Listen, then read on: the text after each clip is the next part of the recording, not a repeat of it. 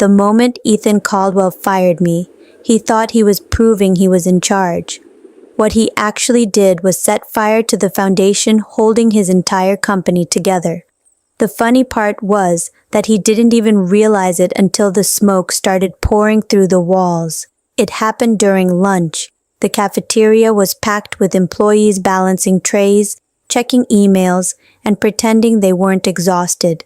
Then Ethan climbed onto a table like he was delivering a historic speech. He had only been CEO for 3 months, but he already acted like he'd personally built the company from scratch. In reality, he inherited it from his father, who stepped aside and handed him the throne without making him earn a single step of the climb. Ethan raised his bottle of imported juice and grinned at the crowd. Today, we're cutting dead weight. People exchanged nervous glances. Then he pointed directly at me. Karen Mitchell, you're done here. Effective immediately. The room went silent. Forks froze halfway to mouths. Conversations died. Even the vending machine seemed quieter. 11 years of service ended with a finger pointed across a cafeteria. I didn't argue. I didn't cry. I didn't give him the satisfaction. Instead, I calmly reached into my bag and removed the ring of master campus keys I had carried for over a decade. I held them up, walked to his table, and placed them beside his drink. Good luck, I said. He laughed, actually laughed. To him, I was just another employee, a middle-aged operations manager who knew where the storage closets were. What Ethan didn't understand was that those keys represented much more than doors. They represented authority, responsibility, trust, and systems he didn't even know existed. I walked out without another word. As I crossed the parking lot, I could feel hundreds of eyes following me through the building windows. Most people looked shocked. A few looked scared. Deep down, they already knew something Ethan didn't. The company wasn't built by executives making speeches. It was held together by people quietly solving problems nobody else noticed. And I had been solving those problems for 11 years. I sat inside my car for almost an hour after leaving. The anger didn't arrive immediately. First came disbelief, then sadness, then a strange sense of relief. For years I had been the person everyone called when something broke. Server failure at 2 a.m, vendor dispute on a holiday weekend, compliance audit with impossible deadlines, security breach threats, building emergencies. Nobody remembered those moments once the crisis ended. They simply expected me to fix the next one. Now I was free.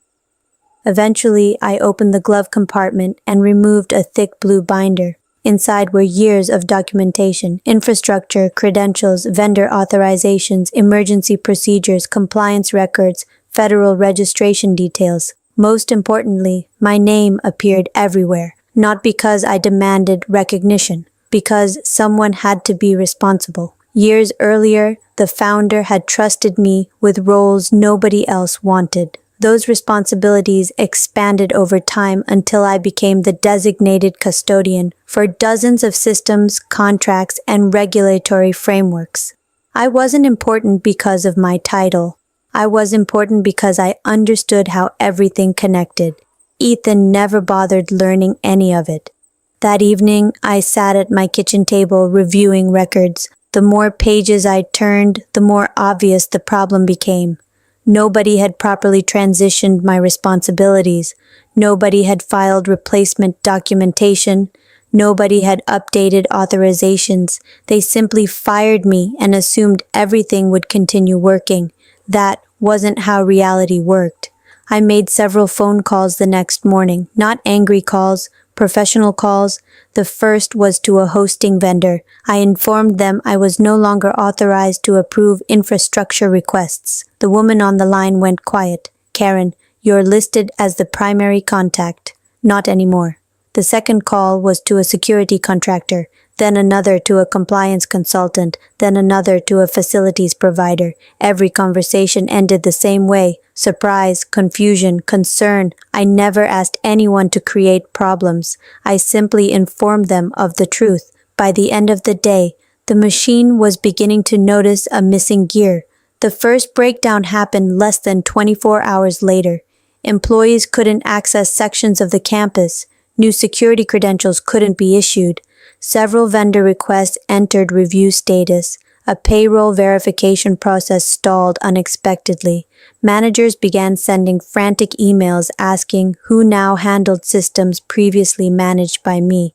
The answer was simple: nobody. From my living room, I watched the confusion spread through internal messages that nobody had bothered removing my access from. People weren't angry. They were scared. For years, countless invisible responsibilities had landed on my desk because nobody else understood them. Now those responsibilities had nowhere to go. Meanwhile, Ethan continued pretending everything was under control. He sent company-wide emails describing the chaos as temporary growing pains. He blamed legacy systems. He blamed outdated processes. He blamed resistance to innovation. What he never did was accept responsibility. Within a week, problems multiplied. Compliance renewals stalled. Vendor shipments froze. Security authorizations expired. Contract reviews entered legal hold. Every department encountered obstacles that previously disappeared before anyone noticed them. The company wasn't collapsing because somebody sabotaged it. It was collapsing because nobody was maintaining it. There is a difference. About 2 weeks after my firing, something unexpected happened. A recruiter contacted me, then another, then a third. Word travels quickly in corporate circles, especially when a major company suddenly starts malfunctioning after one employee leaves.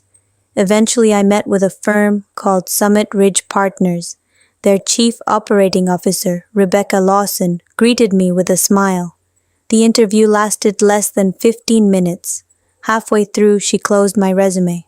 "I already know what you've accomplished," she said. "What makes you think that?" "Because your former company is proving it every day."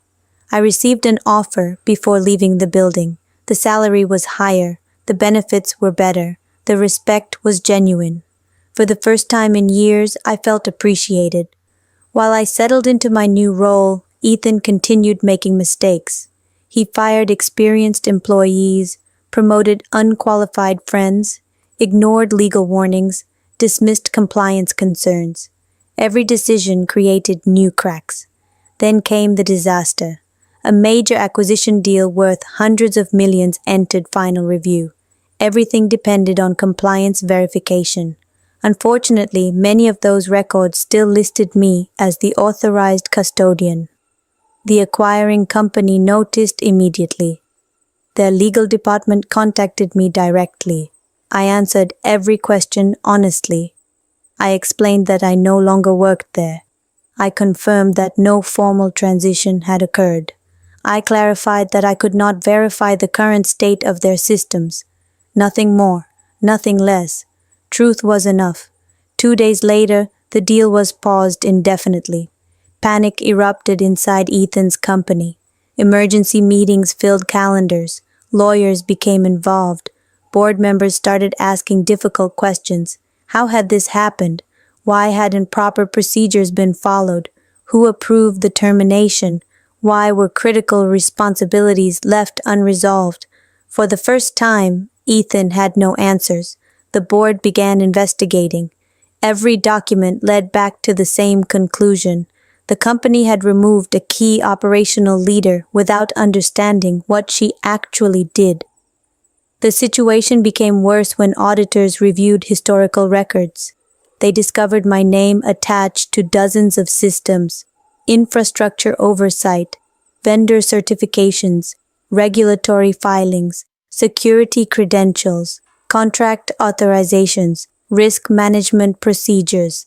I wasn't just an employee. I was embedded throughout the company's operational framework. Removing me without preparation was like removing a bridge support and hoping gravity would cooperate. Gravity never cooperates. The founder eventually returned from retirement after learning about the failed acquisition. According to several people present, the boardroom meeting was brutal. Lawyers presented timelines. Executives reviewed compliance failures. Financial officers calculated losses. Every road led back to one moment: the cafeteria, one impulsive decision, one public firing, one enormous mistake. The founder reportedly stared at Ethan and asked a simple question: "You fired her without replacing her responsibilities?" Silence followed. The answer was obvious. The damage estimate reached staggering levels: lost contracts, delayed projects, frozen partnerships, regulatory exposure, declining investor confidence. Millions disappeared because someone confused authority with competence. While all this unfolded, I focused on my future. Several former clients reached out privately. They trusted me. They wanted stability. Eventually, I decided to start my own consulting firm. Nothing flashy, nothing oversized. Just a company built on reliability. 3 clients signed within the first week. More followed. Word spread quickly. Organizations wanted experienced operators, not charismatic speeches, not social media buzzwords, not executives who treated leadership like performance art. They wanted results. I delivered them. One morning, about 6 months after my firing, I stood in my new office, overlooking